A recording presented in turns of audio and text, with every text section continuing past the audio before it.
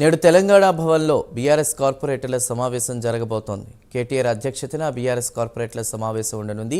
GHMC standing committee ఎన్నికల్లో పోటీ చేసే అంశంపై చర్చించనున్నారు. సమావేశంలో గ్రేటర్ బీఆర్ఎస్ ప్రజా ప్రతినిధులు పాల్గొనున్నారు.